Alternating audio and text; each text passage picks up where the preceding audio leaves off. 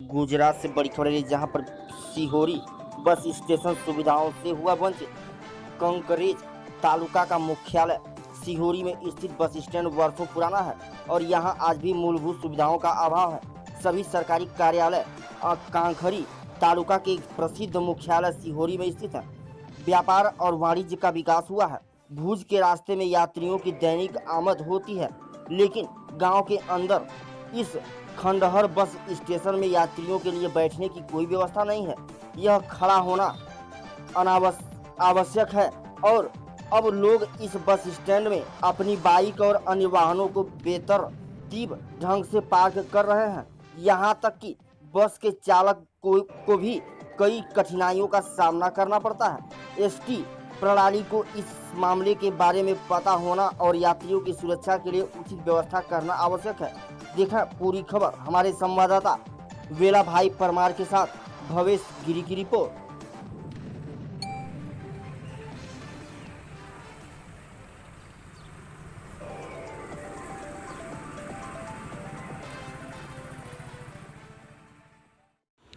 नमस्कार, मैं कृति गिरी और आप देख रहे हैं भारत केसरी न्यूज़। बदायूं जनपद से खबर आ रही जहां एक नाबालिग बेटी की तलाश में भटक रहा है पिता। बदायूं जनपद के थाना दंतागंज ग्राम जुगसा से एक नाबालिग अपहरण मामला सामने आया है। आपको बता दें, लगभग 35 दिन से लापता एक नाबालिग छात्रा का पिता थाने में गुमशुदगी दर्ज कराने के बावजूद बेटी को ढूंढने दर दर भटकने को मजबूर है। पुलिस ने सहयोग नहीं करने पर पिता स्वयं पुत्री को खोज रहा है। पीड़ित का आरोप है कि गांव का एक युवक अंकित पुत्र रामवीर ने बहला फुसलाकर उसका अपहरण कर उसे भगा लेकर गया है। इसके बावजूद अभी भी पुलिस नाबालिग का कोई सुराग नहीं लगा है। गुमशुदा नाबालिग के परेशान पिता ने बताया उसकी पुत्री कहां व कैसी हालत में है इसका पता नहीं चल रहा। इससे वह चिंतित है। इधर 35 दिन में दंतागंज थाने से लेकर एसपी कार्यालय तक कई बार चक्कर लगा चुका है, लेकिन पुलिस मामले को गंभीरता से नहीं ले रही है। उक्त मामले में जांच अधिकारी द्वारा भी संतोषप्रद जवाब नहीं दिया जा रहा है। इससे वह स्वयं पुत्री खोजने पर मजबूर है। लापता छात्रा के पिता ने बताया, अधिकारी यह कहकर पल्ला झाड़ रहे हैं आपकी पुत्री स्वयं घर आ जाएगी। पुत्री के घर नहीं आने से परिजन परेशान है। देखिए पूरी खबर हमारे संवाददाता प्रमोद यादव के साथ। धन्यवाद। क्या नाम है भैया? अपना नाम बताओ। कहाँ रहते हो? क्या बात हो गई? क्या मैटर है आपका? क्या मसला है ये बताओ। अंकित नाम का और विवेक नाम का हमारी लड़की को पकड़ के ले गए। कब ले गए? पहली तारीख की रात को। पहली तारीख को जबरदस्ती पकड़ के ले गए? रात में हम बरेली चले गए। अच्छा, आप बरेली चले गए थे? तो वो मतलब बहला के ले गए उसको? हाँ, बहला के। ठीक है, आपने इसके बारे में पुलिस को तहरीर दी है? पुलिस को हमने रात 2 बजे दी, फिर चौकी पे कोई नहीं मिला, फिर सुबह थाने गए 7 बजे। चौकी कौन सी है आपकी? समरेर चौकी पे? वहाँ कोई नहीं मिला? एक जन दीवान जी है खाली। उन्होंने क्या कह दिया? उन्होंने कही सुबह आना। अच्छा, सुबह। फिर आप थाने गए थे? थाने गए। थाने वालों ने क्या कह दिया? थाने में तहरीर लिख ली। तहरीर लिख ली। उसके बाद कोई कार्रवाई, कोई ढूंढना या आपकी लड़की को अभी तक बरामद नहीं किया है? ना। किसी के यहाँ दबिश पुलिस ने दी है, नहीं दी है? एक ठिका दही तो 1 घंटा बाद छोड़ दिया। और अभी तक किसी उसके घर पे नहीं गई है? ना। अच्छा, तो थाना कौन सा लगता है आपका? दातागंज। इससे उच्च अधिकारियों के बारे में उसने अवगत कराया आपने इस बारे में कुछ? हाँ। किसके पास गए आप? बदायूं एसपी के पास गए। फिर उन्होंने क्या कुछ कहा, कुछ सांत्वना दी? एप्लीकेशन दी तो कोतवाल साहब ने कहा कि वो ऊपर क्यों गए शिकायत करने को, हम तुम्हारी मदद करते हैं। किसने बोला था ये? कोतवाल साहब। कहाँ के? दातागंज। नाम क्या है उनका यहाँ पर? संजय कुमार। पुलिस ने कोई पैसे वैसे ले रखे हैं क्या दूसरी पार्टी से? हाँ, दूसरी पार्टी से। मैंने गांव के लोग कहते हैं, उन्होंने 2 लाख रुपए पहुंचा दिए। गांव के लोग बताते हैं? किसके लिए पहुँचाए रुपये? इंस्पेक्टर साहब के लिए। इंस्पेक्टर कहाँ के इंस्पेक्टर? कौन से थाने के? थाना दातागंज। थाना दातागंज के इंस्पेक्टर साहब को 2 लाख रुपए पहुंचा दिए हैं? आप मतलब जब कोतवाली गए तो कोतवाली में नहीं सुनी गई, इसके बाद सीओ दातागंज के पास मिले, नहीं मिले? सीओ साहब के पास गए। उन्होंने क्या कहा? उन्होंने कहा लड़की अभी परमिशन नहीं बनी, परमिशन बन जाएगी तो लड़की ढूंढ के ला दूंगा। अच्छा अच्छा। ये लड़की तो कई दीवान जी ने कहा, दरोगा जी ने, कि लड़की को तो पता लग गया मगर परमिशन नहीं बन रही है। आज 10 दिन हो गए। परमिशन किस चीज़ की? परमिशन कहाँ से बनती है? किसने? अगर DI जी के यहाँ से आ जाए परमिशन लाएंगे, तब तक तो वो कहीं और ले जाएगा उसको। हाँ, 10 दिन हो गए आज दबा देते। तो आपसे कुछ पैसे वैसे मतलब कुछ डिमांड की, पैसे वैसे मांगे उन्होंने पैसे थाने में? 10,000 रुपये ले लीजिए। नमस्कार, मैं कृति गिरी और आप देख रहे हैं भारत की न्यूज़। बड़ी खबर उत्तर प्रदेश के महाराजगंज से आ रही है। यहाँ मुंबई से लौटे एक मजदूर की मौत हो गई। देश में कोरोना काल में अब मजदूर अपने घर को पलायन को मजबूर हो रहे हैं। पड़ोसी मुल्क नेपाल से अपनी रोजी रोटी के लिए आए नेपाली नागरिकों का भी पलायन हो रहा है। महाराजगंज जिले से लगी सुनौली सीमा पर मुंबई से लौटे एक मजदूर की मौत हो गई, जिसके बाद प्रशासन में हड़कंप मच गया। डीएम के निर्देश पर स्वास्थ्य विभाग की टीम ने सीमा पर पहुंचकर शव को अपने कब्जे में ले लिया है और अब मृतक की कोरोना जांच भी कराई जाएगी। देखिए पूरी खबर हमारे संवाददाता कृष्ण गुप्ता के साथ। धन्यवाद।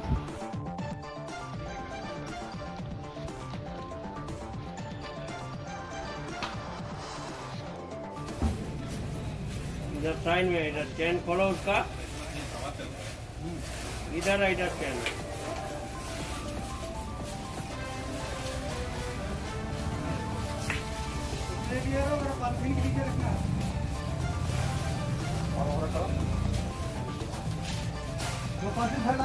पॉलीथीन फैलाओ नीचे वाला।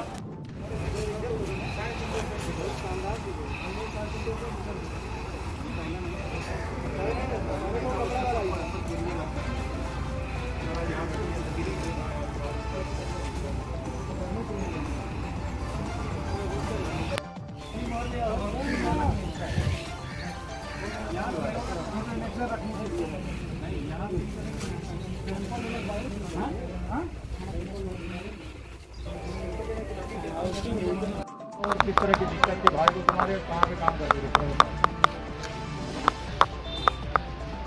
बोलो।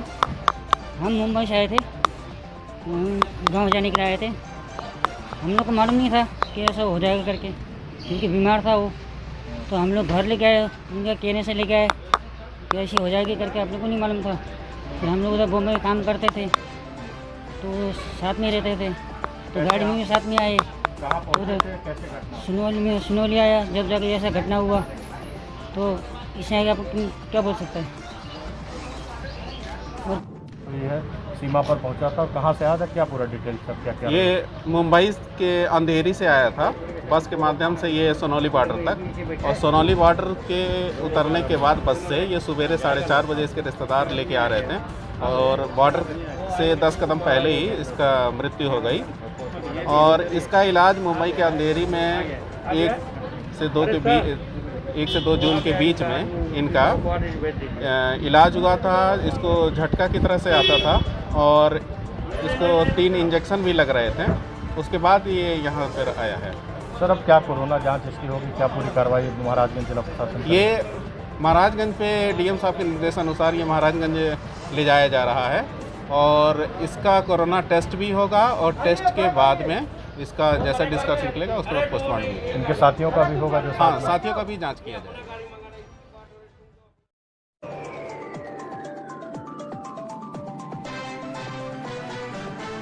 नमस्कार, मैं कृति गिरी और आप देख रहे हैं भारत की न्यूज़। दबंगों ने किया जमीन जब्त, ब्यूरो रिपोर्ट भारत की न्यूज़। मामला बिहार के पूर्वी चंपारण जिले अरेराज प्रखंड अंतर्गत मलाही थाना के क्षेत्र के चटिया पंचायत वार्ड संख्या 1 अवस्थित श्री गणेश गिरी और उनकी पत्नी के साथ जमीनी विवाद को लेकर मारपीट किया जाता है। गजेंद्र गिरी का कहना है कि जमीन मेरा है, लेकिन लाल किशोर गिरी लाठी के बल पर जमीन पर घर बनवा रहे हैं।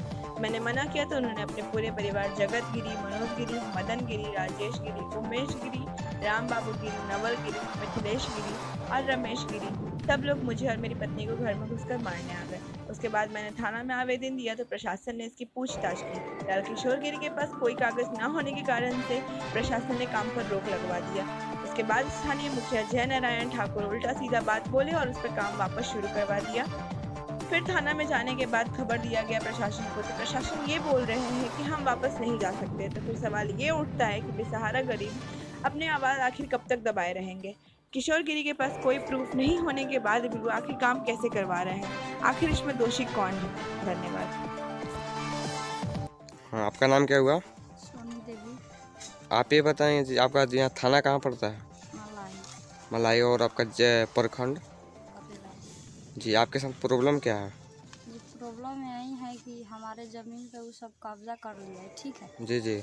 तो घर बनाने का कोशिश कर रहा था लोग। जी तो हम लोग रोकने गए जी तो लगा लोग मारने पीटने हम लोग को। जी जी हम हैं और हमारे पति हैं, हम लोग 2 लोग हैं घर में जी जी और हमारे बच्चा सब है जी और वो सब ढेर आदमी है सब। जी जी और जब कोई काम लगता है जाते हैं हम लोग रोकने जी तो लगता है सब मारने का धमकी देने। दबंगई दिखाता है सब। जी जी, जबकि ज़मीन आपका ही है। जी हम लोग कागज भी रखे हैं सब। जी, और उसके पास उस ज़मीन का ना कागज़ है ना कुछ है कि नहीं। और जब आप गए प्रशासन के पास, इसका कंप्लेन किए कि नहीं थाना पे? जी किए हैं। तो क्या बोलता है थाना वाला? थाना आया तो काम बोला रोकने के लिए। जी जी कागज बोला कि दिखाओ। जी कागज जब तक नहीं दिखाओगे तो काम होगा, कागज दिखाओगे तो नहीं, दिखाओगे तो नहीं होगा। जी तो वो लोग बोला कि कागज नहीं है, तो थाना बोला कि कागज दिखाओ तब होगा। तो बोला कि तुम्हारे बोलने से कुछ नहीं होगा, हम कार्य करवाएंगे अपने। जी। फिर काम चालू कर दिया है। और थाना वाला के पास अब जाते हैं तो कोई थाना वाला एक्शन नहीं लेता है? नहीं, आज भी गए थे जी तो कोई एक्शन नहीं लिया है, हम लोग चले आए हैं वहाँ से। जी, मतलब आपका प्रशासन भी साथ है नहीं दे रहा है कि नहीं? नहीं। चलिए ठीक। जी, आपका नाम क्या हुआ? गजेंद्र गिरी। गजेंद्र गिरी जी, आप बताएं कि आपका थाना कहाँ पड़ता है? मलाही। और यहाँ आपका घर? घर सिवनी चटिया टोला मठिया पड़ता है। और आपका पंचायत? चटिया पंचायत। जी, आपके साथ प्रॉब्लम क्या है? ज़मीनी विवाद है, हमारा ज़मीन पर ज़बरदस्ती लोग घर बना रहे हैं। जी जी हम लोग रोकने जाते हैं तो दबंगई दिखाते हैं। जी, तो ये बताइए कि आप इसका कंप्लेन थाना पे करते हैं? हाँ, थाना पर कई बार गए हैं। जी जी वो लोग आए हैं, एक बार जी बंद करा दिए हैं, जी फिर दोबारा काम चालू कर लिया है लोग। जी जी और यहाँ का मुखिया जाकर पैरवी करके जी फिर काम चालू करा दिया। जी कोई हम लोग का साथ नहीं दे रहा है। जी, प्रशासन भी आपके साथ नहीं देता है? नहीं। जाते हैं तो क्या बोलता है आपको? हम बोले हैं कि ये 44 करिए तो बोल रहे हैं कि ये 44 हम नहीं करेंगे। जी जी ये आप जाकर जहाँ मर्जी है जाओ, लेकिन मतलब वो बोलता है थाना वाला आपको जहाँ मर्जी है जाओ, लेकिन हम लोग कुछ नहीं करेंगे। कुछ नहीं करेंगे। चलिए ठीक है, थैंक यू।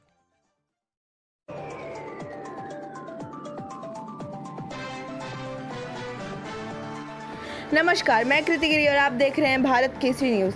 बुलंदशहर से बड़ी खबर आ रही है, जहां युवक की गोली मारकर हत्या कर दी गई। घर की छत पर सोते समय बदमाशों ने युवक की गोली मारकर हत्या कर दी। युवक के सिर में मारी 2 गोलियां, पीछे से घर की छत पर चढ़े थे बदमाश। तड़के घर की छत पर मिला युवक का लहूलुहान शव। पुलिस ने शव पोस्टमार्टम के लिए भेजा। पुलिस अधिकारी मौके पर जांच में जुटे। बीबीनगर थाना क्षेत्र के गांव लाडपुर का मामला। देखिए पूरी खबर हमारे संवाददाता सतीश कुमार के साथ। धन्यवाद।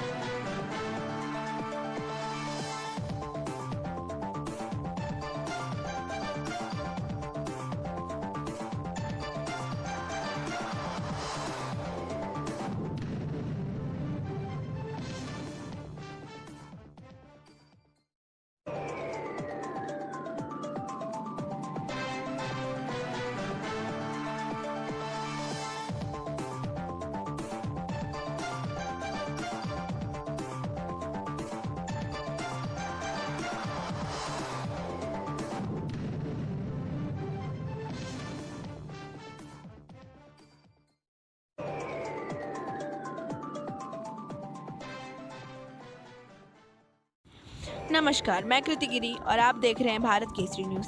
छत्तीसगढ़ के कांकेर जिले से एक बड़ी खबर आ रही है, जहां एक हफ्ते से महिला काट रही बैंक के चक्कर। वहीं बैंक कर्मचारी महिला को नजरअंदाज करते हुए अपने जिम्मेदारी से भाग रहे हैं। आपको बता दें कि कई बार दुर्ग गोंदल भारतीय स्टेट बैंक के बारे में मीडिया के माध्यम से शिकायत भी किया गया, लेकिन अभी तक शासन प्रशासन ने किसी प्रकार का कोई एक्शन नहीं लिया। किसी प्रकार का एक्शन नहीं होने के कारण से इस तरह बार बार ग्राहकों को परेशान और दुर्व्यवहार किया जा रहा है। आपको बता दें कि ग्राम सुखई निवासी महिला अपने खाता लिंक करवाने आती रही, वहीं बैंक कर्मचारी उस महिला के आधार कार्ड में त्रुटि को लेकर के महिला को दुर्व्यवहार करते रहे और बैंक से निकालते रहे। आपको बता दें कि आधार कार्ड केंद्र जहां आधार कार्ड सुधार किया जाता है वो भी लॉकडाउन के चलते बंद किया गया था, जबकि आधार कार्ड सेंटर में 31 मार्च तक बंद होने का पैम्पलेट लगाया गया, जिससे पैम्पलेट के अनुसार आधार कार्ड सुधार करवाने वाले ग्राहकों को धोखा दिया जा रहा है।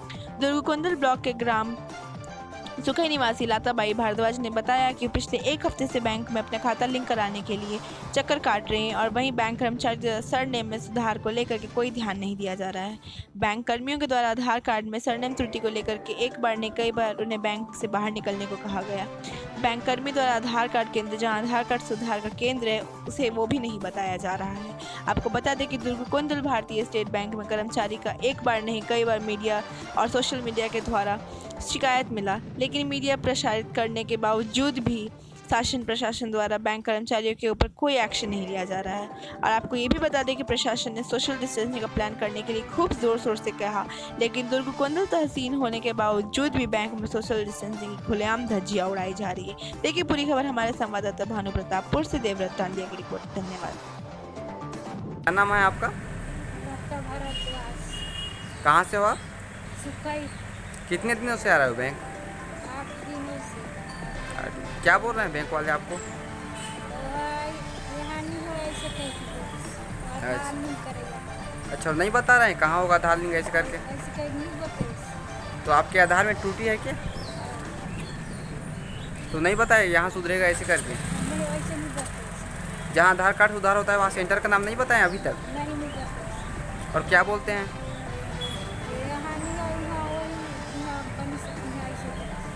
अच्छा, मतलब जहाँ बनाया है वहाँ आपका बनेगा करके बोलते हैं? अच्छा, कुछ जानकारी नहीं दी है आपको?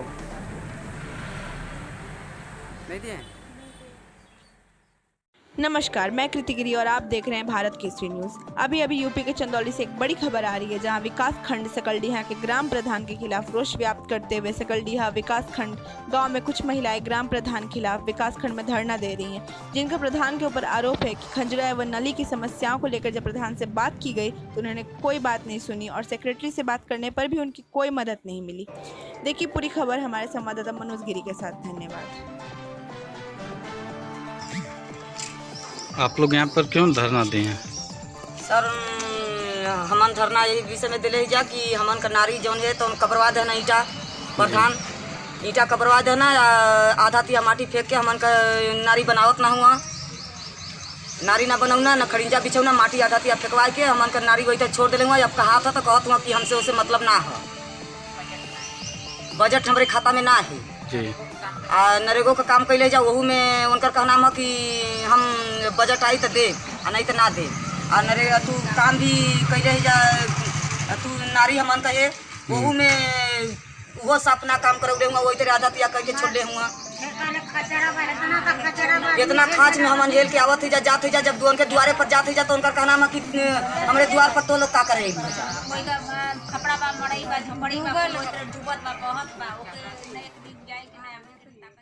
प्रदेश के गोरखपुर से बड़ी खबर आ रही है, जहां आज दिनांक 9/6/2020 को समय लगभग 6:30 पर गुलरिया थाने के CUG मोबाइल पर बदमाशों द्वारा झुग्गियां बाजार में गोली चलाए जाने की सूचना पर प्राप्त हुई।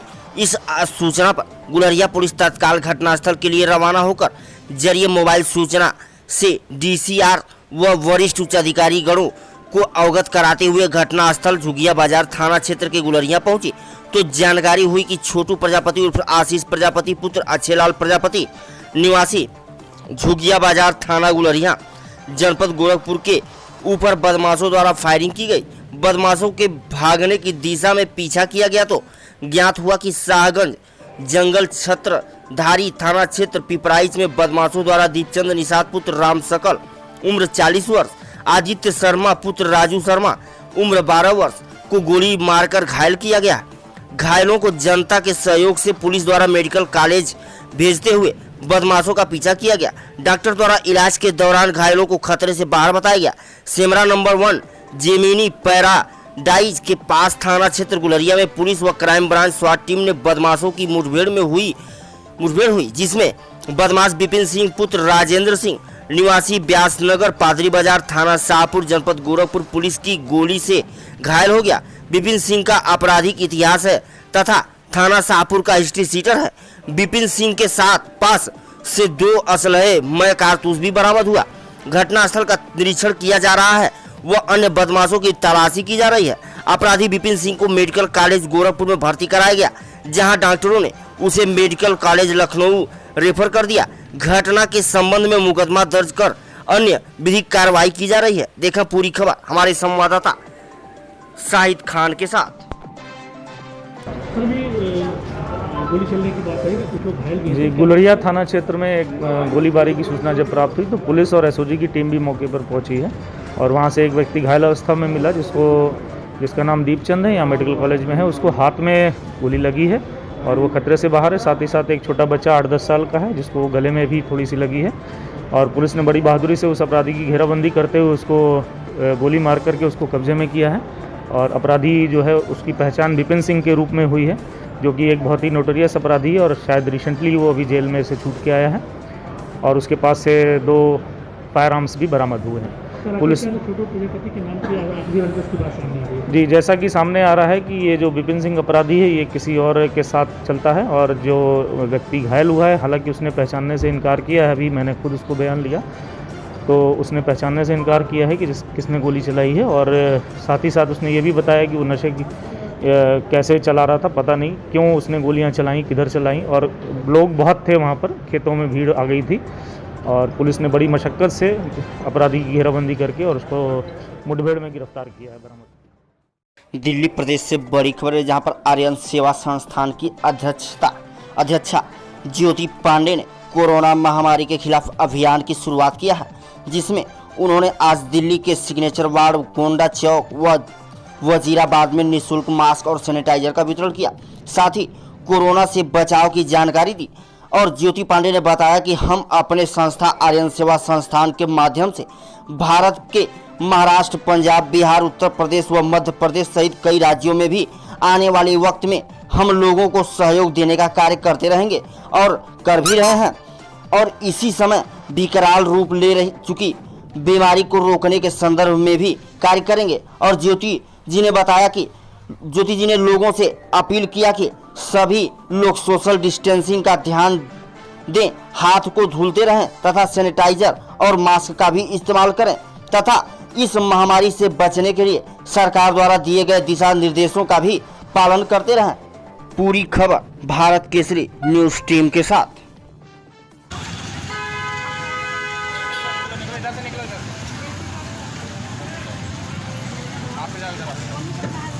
नहीं, वो नहीं है। आते जाओ आओ इंडिया आओ। लाइन में भाई आप लगवा दो ना। लाइन में भैया, लाइन में लाइन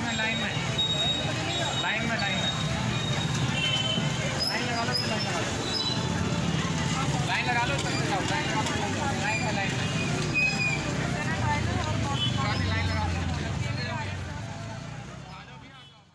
नमस्कार, मैं कृति गिरी और आप मेरे साथ देख रहे हैं भारत केसरी न्यूज़। ग्राम बानबेड़ा सब स्टेशन के ठेका कर्मचारी ऑपरेटर का शोषण। कांकेर भानु प्रतापपुर से देवव्रत टांडिया की रिपोर्ट। ग्राम बानबेड़ा सब स्टेशन आउटकोर्स ठेका कर्मचारी ऑपरेटरों का शोषण किया जा रहा है। कोविड-19 के चलते भी 24 घंटे अपनी ड्यूटी कर रहे हैं। ऑपरेटर गजेंद्र निषाद द्वारा बताया गया कि 65 महीना खर्च बहुत ही मुश्किल से हो रहा है और लॉकडाउन में प्रशासन द्वारा 10 किलो चावल, 2 किलो दाल, 2 किलो प्याज और 2 किलो आलू ऑपरेटर को दिया गया था, जो कि कब का खत्म हो चुका है। और अगर ड्यूटी के दौरान कुछ अनहोनी या घटना हो जाती है तो शासन द्वारा कुछ सुरक्षा के प्रावधान भी नहीं है। यह तक कि दुर्घटना बीमा की सुविधा भी नहीं दी गई है तथा परिवार बीमा राशि प्रावधान भी नहीं है। अभी बारिश का मौसम आने वाला है, वैसे ही पिछले समय की बारिश में न किसी प्रकार की सुविधा थी, जैसे न कि रेनकोट, गम बूट, दस्ताने और सुरक्षा सामग्री, जो कि अभी तक उपलब्ध नहीं की गई है। पावर हाउस के सामने स्ट्रीट लाइट बंद हो गया है, उसकी भी सुविधाएं हमारे ठेकेदार द्वारा नहीं दिया जा रहा है, जिससे रात के समय अंधेरे में विषैले जीव जंतु खतरा बना रहे हैं और बाकी ऑपरेटर को भी यही परेशानी हो रही है। देखिए पूरी खबर हमारे संवाददाता भानु प्रतापपुर से देवव्रत के साथ। धन्यवाद। आप कौन हैं? मैं गजेंद्र कुमार निषाद। तो आपको क्या परेशानी है यहाँ? हम लोगों को यहाँ परेशानी है कि अभी कोविड-19 संक्रमण को देखते हुए यहाँ पर सैनिटाइज़र, मास्क कभी शासन के द्वारा दिया नहीं गया है, न ठेकेदार के द्वारा दिया गया है। और हम लोगों के बरसात के दिनों में बहुत ज़्यादा परेशानी है।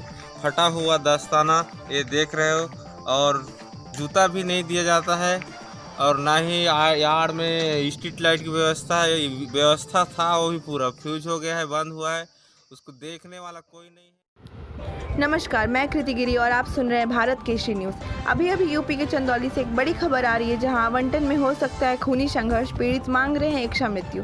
सकलडीहा तहसील क्षेत्र के प्रसादपुर ग्राम सभा में आवंटन के मामले को लेकर हो रहे भ्रष्टाचार तथा ग्राम प्रधान के द्वारा अपात्र आवंटियों की सूची तैयार करे जाने का मामला गर्म होता चला जा रहा है, जबकि जिस भूमि का आवंटन किया जा रहा है वह भूमि न्यायालय में है।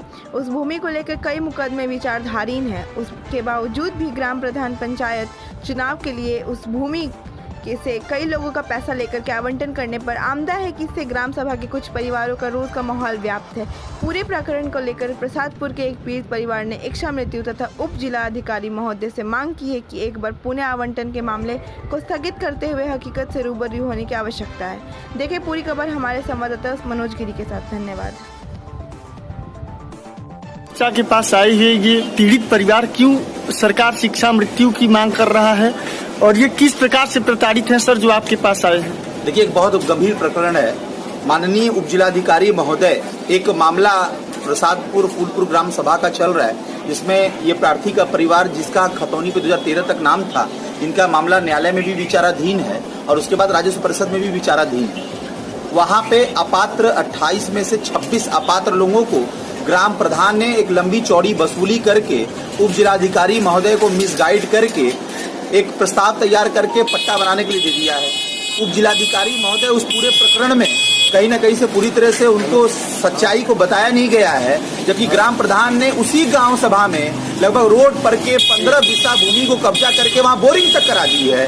संकट ये कि पंचायत का चुनाव निकट है और जिस तरीके से पट्टे का दौर चल रहा है पूरे सकलडीहा परिक्षेत्र में, और जिस प्रकार से गुमराह करके पट्टे के लिए ग्राम प्रधानों के ऊपर प्रेशर बनाया जा रहा है कहीं कहीं, तो हम लोग तहसील प्रशासन से मांग करते हैं। और ये परिवार जो लगभग 17 साल से मुकदमा लड़ रहा है, जिसके रेंज में वो जमीन है, जो घेर करके मकान बना करके वहां रह रहे हैं, तो क्या पट्टा के बाद जिलाधिकारी उप जिलाधिकारी महोदय कैसे उस पट्टा धारक को पट्टा दिला पाएंगे कि वहाँ खूनी संघर्ष होगा? तो क्या खूनी संघर्ष को आमंत्रण दिया जा रहा है जिला प्रशासन के द्वारा? इस बात की गंभीरता को देखते हुए यह परिवार अपने आप को चाहता है कि या तो इसे इच्छा मृत्यु दे दी जाए या तो इसे पाकिस्तान या बांग्लादेश भेज दिया जाए, क्योंकि ये अपने आप को सकलडीहा परिक्षेत्र में सुरक्षित महसूस नहीं कर रहा है। इसलिए हम लोग जिलाधिकारी महोदय से मांग करते हैं कि जिस पट्टे के लिए वो गए थे, मीटिंग किए थे, एक बार उसकी जांच करा लें। वो 25-26 लोगों की जिनके पास ऑलरेडी 10-10 बीघा भूमि, 55 बीघा भूमि, और जो दूसरे गांव के लोग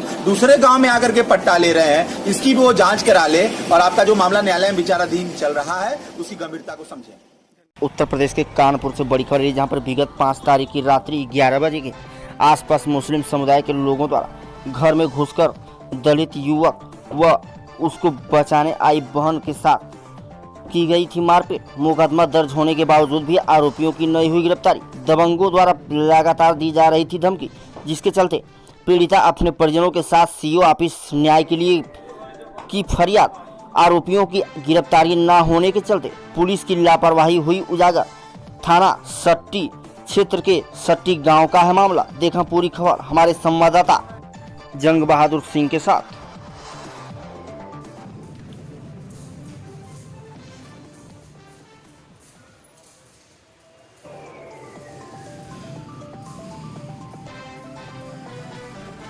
नाम है आपका? मीना। किस गांव की रहने वाली हो? सट्टी। आज आप भोनीपुर सीओ ऑफिस आई हुई हैं, किस काम के लिए आई हैं आप? मतलब 5 तारीख के 11 बजे रात को मतलब झगड़ा वो मारपीट हुई, तो वही की वजह से हमने प्रार्थना पत्र दी। तो सीओ साहब कल जांच करने गए थे, इसीलिए सीओ साहब ने बुलाया, एक मारे आए हैं। अच्छा, तो क्या आरोपियों की गिरफ्तारी पुलिस ने अभी तक की? पुलिस ने अवैध एक नहीं गिरफ्तार नहीं करे और भी लोग मारने की धमकी दे रही है और कह रहे जान से मार दिए, और कोई कह रहे हो कि एक मारो तो वही मुकदमा, 10 मारो तो वही मुकदमा, और परेशान करें बहुत। अच्छा, इस संबंध में भी सीओ साहब से मुलाकात हुई आपकी? हाँ गए थे। क्या बोला उन्होंने? ये बोली कि 2 मिनट को बुलवा रहे हैं। क्या नाम है आपका? शिवा। कहाँ के रहने वाले हो? किसने मारपीट की थी आपके साथ में? और 2-3 लोग और थे, उन्हें जानते हैं। कब मारपीट की गई थी? 11:30 बजे रात में 5 तारीख। 5 तारीख रात को। तो किस बात को लेकर मारा? क्या आरोप लगाया जा रहा था? मछली का आरोप लगाया जा रहा था। हम बैठे थे अपने घर के सामने तालाब पे रोड किनारे में बैठे थे, पीछे से आए किसी ने लात मार दी, पीछे से मेरे घर से घुस के आए ये लोग। घर में घुस के मारा? लात मारी, जब तालाब में गिर गए तो मैं जाके थोड़ा चच्चा को उधर से घर से आए घूम के उधर गली में पकड़ लिए चच्चा ने, वहाँ से चिल्लाए। जब कहीं घर वाले आए, जब उन लोगों ने बहुत मारा तसल्ली से, साबर धरा था, साबर मार दिया। तो सिर में किस चीज़ से वार किया था? साबर लगी है किनारी। तो उसमें टाके लगे? हाँ, 5 टाके लगे। जब मारपीट की गई थी कोई बचाने तो आया था घर का? हाँ, मेरी बहन आई थी, उसके साथ बदतमीजी की, मारपीट की, उसे भी मारा, घर से निकाल के ले आया दिल्ली, उसका बुरा भतीजा। अच्छा, फिर सूचना दी गई थी क्या पुलिस को? क्या? हाँ, सूचना दी गई थी। फिर 250 नंबर में आ गए, वहाँ आने नहीं दिया, राजीनामा के लिए बिठाया गया और हमसे कोई आदमी बात नहीं, मुकदमा कराओगे कि नहीं कराओगे, हमसे किसी ने राजेश दरोगा कोई ने पूछा ही तक नहीं, किसी ने नहीं पूछा। अच्छा, आप किसी तरीके से दबाव तो नहीं पड़ रहा है क्या? अरे वहाँ थाने में बहुत दबाव, बेर कह रहे इसी के पटे मारेंगे, अभी सही हो जाएगा, ये वो बहुत मछली चोर है, ये वो ऐसे कह रहे। और बहन से हमारी इतनी बदतमीजी बोल रहे, वो कुछ पूछो ना। कौन बदतमीजी बोल रहा है? राजेश सट्टी थाने में जो है। उत्तर प्रदेश के गोरखपुर से बड़ी खबर है, जहां पर 15,000 का इनाम और 2018 से वांछित चल रहे सातिर अपराधी को गोरखपुर पुलिस ने किया गिरफ्तार। 2018 से ही कई मामलों में यह सातिर अपराधी वांछित चल रहा था। इसको पुलिस और क्राइम ब्रांच की टीम ने गिरफ्तार कर उसके पास से चोरी की मोटरसाइकिल और एक मोबाइल बरामद किया। 2018 से कई मामलों में वांछित चल रहे 15,000 इनामी बदमाश मुजम्मिल शेख उर्फ बाबू को पुलिस और क्राइम ब्रांच की टीम ने कौवा बाग अंडरपास से गिरफ्तार किया। गिरफ्तार अभियुक्त की जामा तलाशी लेते हुए पूछताछ किया गया तो उसने कई आपराधिक घटनाओं को अंजाम देने की बात कबूल की। क्षेत्राधिकारी अपराध प्रवीण कुमार सिंह ने अपने कार्यालय में प्रेस वार्ता के दौरान जानकारी देते हुए बताया कि गिरफ्तार अपराधी का एक बड़ा आपराधिक इतिहास है। इसके खिलाफ कैंट थाने में 5 मुकदमे, गोरखपुर में गैंगस्टर सहित 2 मुकदमे, कोतवाली थाना में 1 मुकदमा, सहजनवा, शाहपुर और राजघाट थाने में 1-1 मुकदमा पंजीकृत है। कुल मिलाकर इसके ऊपर लगभग 1 दर्जन से अधिक आपराधिक मुकदमा पंजीकृत है। यह सातिर अपराधी 2018 से वांछित चल रहा था, जिसके ऊपर 15,000 का इनाम भी पुलिस ने घोषित किया था, जिसको आज पुलिस और क्राइम ब्रांच की टीम ने गिरफ्तार किया। इसके पास से चोरी की मोटरसाइकिल भी बरामद की गई, एक मोबाइल भी बरामद किया हुई। गिरफ्तार अभियुक्त मुजम्मिल शेख उर्फ बाबू पुत्र असलम शेख उम्र 20 वर्ष, निवासी वार्ड नंबर 25 तुर्कमानकपुर कसाई टोला थाना राजघाट का निवासी है। गिरफ्तार अभियुक्त को पुलिस ने जेल भेज दिया। देखा पूरी खबर हमारे संवाददाता शाहिद खान के साथ।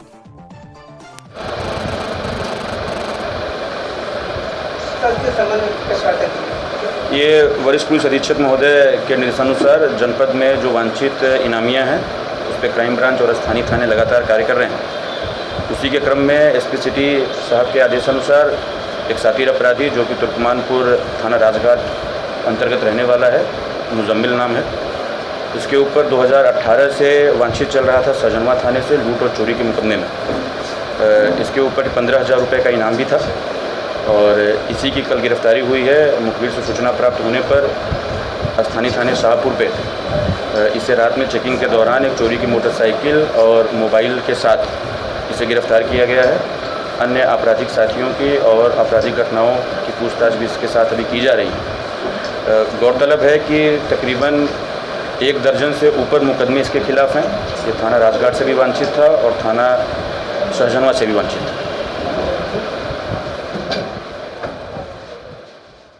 जमीनी विवाद थमने का नाम ही नहीं ले रहा। ऐसा कुछ मनबड़ लोग इतने कठोर दिल के हो गए हैं कि उनको खून से खेलने की आदत सी हो गई है। जी हाँ, हम बात कर रहे हैं उत्तर प्रदेश के महाराजगंज जिले के कुल्ही थाना क्षेत्र के जिगिनीहावा चौराहे की, जहां जमीनी विवाद को लेकर कुछ दबंगों द्वारा बीच चौराहे पर धारदार हथियार से एक व्यक्ति पर जानलेवा हमला कर दिया गया, जिसमें अशोक 30 वर्षीय व्यक्ति लहूलुहान होकर जमीन पर गिर गया। वहीं सूचना पाकर मौके पर पहुंची पुलिस एक आरोपी को तत्काल गिरफ्तार कर वहीं दूसरा आरोपी मौके से फरार हो गया। पुलिस द्वारा स्थानीय लोगों की सहायता से घायल को तत्काल इलाज हेतु जिला अस्पताल सिद्धार्थनगर भेजा गया, जहां उसकी हालत काफी नाजुक बनी हुई है। वहीं पुलिस ने बताया कि यह दोनों पक्ष के लोग सिद्धार्थनगर जिले के लोटन कोतवाली क्षेत्र के पोखरभिंडा के रहने वाले हैं। देखा पूरी खबर हमारे संवाददाता कृष्णा गुप्ता के साथ।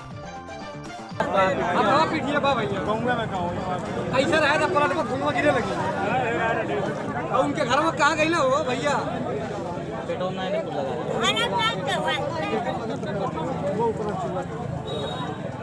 हमें लगन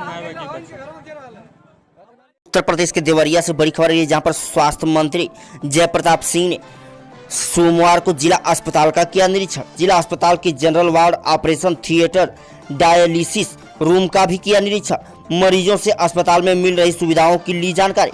मरीजों को हर सरकारी सुविधा उपलब्ध कराने का अधिकारियों को दिया दिशा निर्देश। बिजली के खुले उपकरण मिलने पर जताई नाराजगी, तत्काल सुधार करने का निर्देश दिया। मीडिया के सवाल पर स्वास्थ्य मंत्री को हटाकर खुद जवाब देने लगे सीएमओ। स्वास्थ्य मंत्री का प्रोटोकॉल तोड़ खुद मीडिया के सामने आए सीएमओ। मंत्री के सामने सीएमओ का यह कार्य बड़ा चर्चा का विषय। देखा पूरी खबर हमारे संवाददाता शाहिद खान के साथ। एक तो ये कोरोना लॉकडाउन के समय में बहुत सारे आपातकालीन सेवाएं हमारे समाज में बंद हो गए थे और आम पब्लिक जिसको अस्पतालों में आने के लिए, चाहे अपना बुखार दिखाने के लिए या छोटी मोटी बीमारी के, वो थोड़ा सा बंद हो गया था। तो इसका उद्देश्य ये था कि इसको पुनः चालू करने के लिए हम लोग 1 महीने से सभी जनपद में इन्फेक्शन प्रिवेंटिव कंट्रोल का एक प्रशिक्षण कार्यक्रम हम लोगों ने शुरू किया और हमारे जो इसके नोडल अधिकारी यहाँ ACMO हैं उनके द्वारा प्राइवेट हॉस्पिटल्स को भी इसमें जोड़ा गया और इससे संबंधित जितना भी उनको लॉजिस्टिक चाहिए था, PPE किट्स और ये सब, ताकि उनको ये डर न रहे कि हम किसी तरह कोई भी पेशेंट, आजकल पेशेंट भी हमारे एसिम्प्टोमेटिक आते हैं तो पता नहीं चलता कि कोरोना है कि नहीं, तो उसको ध्यान में रखते हुए वो सारी तैयारी के साथ उनको करना था। और ये हम लोग लगातार पिछले 1 महीने से मॉनिटरिंग वहीं अपने कार्यालय से, CM कार्यालय से और निदेशालय से सभी जनपद के CMO, CMS सब जगह हम लोग कर रहे थे। इधर आवश्यकता होगी बाहर निकल के मौके पर देखने के लिए, कई चीज़ें हम लोग को समझना था। अब हमने इसके लिए TrueNet का एक मशीन आ गया है जो सभी जनपदों में लग रहा है, यहाँ भी लग गया है। उससे कोई भी पेशेंट का अगर हल्का फुल्का लक्षण होगा तो तुरंत वो पकड़ में आ जाएगा। 1 घंटे 1.5 घंटे के अंदर वो आ जाएगा कि वो नेगेटिव है। यदि नेगेटिव नहीं है और वो पॉजिटिव का कोई लक्षण दिखाता है तो उसका सैंपल जाएगा BRT मेडिकल कॉलेज में, वहाँ से वो कंफर्मेशन भी हो जाएगा। तो कहने का मतलब कि अब हम चाहते हैं कि हमारे सारे सेवाएं, जो भी अस्पताल में सेवाएं, स्वास्थ्य सेवाएं दी जाती हैं, वो पूरी तरह से चालू हो जाए। OPD पर हमने अभी थोड़ा सा क्लियर नहीं किया है क्योंकि OPD में सोशल डिस्टेंसिंग के लिए आप जानते हैं यहाँ गाँव के भीड़ काफ़ी आ जाती है, तो उसके लिए हम लोग एक प्रोटोकॉल तैयार कर रहे हैं। हो सकता है इसी हफ्ते में हम लोग उसको तैयार करके। उत्तर प्रदेश के बुलंदशहर से बड़ी खबर है, जहां पर CSC अस्पताल में मरीज तड़पता रहा इलाज के लिए। बुलंदशहर में स्वास्थ्य विभाग की लापरवाही लगातार सामने आ रही है। सामुदायिक स्वास्थ्य केंद्र में डॉक्टर लापरवाह नजर आ रहे हैं। ताज़ा मामला बुलंदशहर के सियाना से सामने आ रहा है, जहां मरीज इलाज के लिए तड़प रहा है और डॉक्टर रेफर करने की जिद पर अटके हुए हैं। ना एम्बुलेंस पहुंची और ना ही इलाज मिल पाया है। हो रही है तो सिर्फ बहस। अब परिजनों का आरोप है कि डॉक्टरों ने मरीजों को घंटों तक स्ट्रेचर पर लिटा रखा, उसे हाथ लगाना भी मुनासिब नहीं समझा और बुलंदशहर के लिए रेफर पर्चा बना दिया। कई बार 108 नंबर पर फ़ोन करने के बाद भी एम्बुलेंस भी समय पर नहीं पहुंची और डॉक्टर अपनी लापरवाही का तांडव घंटों तक रचते रहे। बीमार मरीज के तीमारदार डॉक्टरों की लापरवाही से बेहद नाराज है। डॉक्टरों की लापरवाही की CMO बुलंदशहर से की है शिकायत। देखा पूरी खबर हमारे संवाददाता सतीश कुमार के साथ। भैया क्या नाम है आपका? सुशील कुमार। अभी आप आपके यहाँ पे एक पेशेंट आए हैं क्या नाम है उनका और क्या मामला है पूरा? पंची सिंह है इनका नाम जी। जिला बुलंदशहर के रहने वाले, गांव हमारा मीरपुरा है। मेरे पिताजी मेरे ससुराल आए थे जी। गाँव मेरे फादर इन लोग की कॉल गई मेरे पास, उन्होंने कहा कि तुम्हारे पिताजी की तबीयत ज़्यादा खराब है। मैं बुलंदशहर से यहाँ गाँव सर, अभी तक कोई कुछ नहीं करा है, खाली एक टैबलेट दे दी पिताजी को और एम्बुलेंस ने कॉल किया था, अभी एम्बुलेंस नहीं आई। तो क्या लग रहा है आपको, जैसे आप इतना समय पहले लेकर आए हो, अब जैसे आप बता रहे हो, तो सर, क्या कुछ भी नहीं है, सुविधा क्या किया है, कुछ भी नहीं है, आप खुद देख सकते हो पेशेंट को। मैं बुलंदशहर से यहाँ गाँव सर, बुलंदशहर से 7 किलोमीटर दूर गाँव है मेरा, वहाँ से यहाँ गाँव सियाने। गाड़ी अब तक है, गाड़ी अब तक नहीं आई है सर। भैया क्या नाम है आपका? मेरा नाम जितेंद्र। क्या हुआ था इनके जो पेशेंट आपके यहाँ पे आए? ये इन्हें गाड़ी ले गए थे मेरी मांग करके, मैं भादुपुर जाना हूँ मुझे, वहाँ से आकर के बाग में गाड़ी खड़ी रही, पीछे गिर गए थे जी। इन्हें अब यहाँ उठा कर लेकर आए हैं, तो यहाँ कोई ट्रीटमेंट दे दिया इन्होंने, सीधी पुलिस से लिख दिया आगे जाके। तो कितना समय यहाँ पे लाए हुए हो गया? करीब 1 घंटा हो लिया जी। तो 1 घंटे में क्या यहाँ पे डॉक्टर साहबों ने इनको देखा? कुछ नहीं देखा, कुछ नहीं देखा यहाँ जी। मैं खाली पुलिस के लिए पर्चा बना दिया मेरे हाथ में, 20 मिनट बाद गाड़ी आएगी जी। ये पर्चा बना दिएगा जी। तो लगभग कितना समय यहाँ पे पड़े हुए हो गया इनको? मुझे 1 घंटा हो गया लगभग यहाँ जी। और मैं घर गोली देते इंजेक्शन लगा कुछ तो करते, सीधा पुलिस के लिए लिख दिया। मीडिया के सोशल डिस्टेंसिंग के सवाल पर जयप्रताप सिंह, चिकित्सा एवं स्वास्थ्य परिवार कल्याण मंत्री उत्तर प्रदेश सरकार बिफरे। सोशल डिस्टेंसिंग के सवाल पर मंत्री जी बिफर गए और मीडिया को ही कटघरे में खड़ा करते हुए कहा कि आप लोग ही पास खड़े हैं। उन्होंने देवरिया दौरे के दौरान अस्पताल के निरीक्षण में सोशल डिस्टेंसिंग का अनुपालन न होना स्वीकार किया और कहा कि बहुत सारे लोग मेरे साथ आ गए थे जिस कारण सोशल डिस्टेंसिंग नहीं हो पाई। उन्होंने आगे कहा कि वैसे भी कोरोना से डरने की आवश्यकता नहीं है। आपके माध्यम से मैं अपील करता हूं कि हमें अपनी जीवन शैली में बदलाव लाना होगा। मास्क पहने, बराबर हाथ धोते रहें और सामाजिक दूरी का पालन करते रहें। बाकी सरकार अपने संसाधनों से कोरोना की लड़ाई लड़ रही है। देखा पूरी खबर हमारे संवाददाता शाहिद खान के साथ। के दौरे पर सोशल डिस्टेंसिंग की धज्जियां उड़ाई जा रही हैं। आप स्वयं ही खड़े हैं यहाँ पर, दूरी आप खुद ही कर रहे हैं। आप लोग 2 गज दूरी तो आप ही नहीं खड़े अभी। अस्पताल में काफी भीड़ थी। देखिए ये तो अलग बात है कि मैं अस्पताल का निरीक्षण करने गया तो बहुत सारे लोग मेरे साथ आ गए, मगर आगे चल के मैं आप लोग सबके लिए फ़ायदा बन रहा हूँ, अपने लिए भी। कोरोना से कोई डरने की आवश्यकता नहीं है, ये उस तरह की बीमारी नहीं है। बहुत ही ज़्यादा तो मिनिमम 2% से नीचे की भी उसकी मृत्यु होती है, परंतु ये हमारे बीच में रहेगा बहुत दिन से। तो आप सभी लोग, आप ही के माध्यम से मैं ये ज़रूर बात को कहूँगा कि हमको अब अपने जीवन शैली में थोड़ा सा बदलाव लाना पड़ेगा। 2 गज की दूरी, बाहर जाएंगे तो हम मास्क जरूर पहने, हाथ अपना लगातार धोते रहे और ये सब चीज़ें से दूरी रखें। जहाँ इकट्ठा हो, जहाँ सोशल डिस्टेंसिंग रखें, कोई भीड़ भाड़ इलाका में न जाए, तो आराम से हमारी जीवन निकलेगी। इसमें कोई डरने की बात नहीं है। बाकी सरकार अपने संसाधन को बढ़ा के उसकी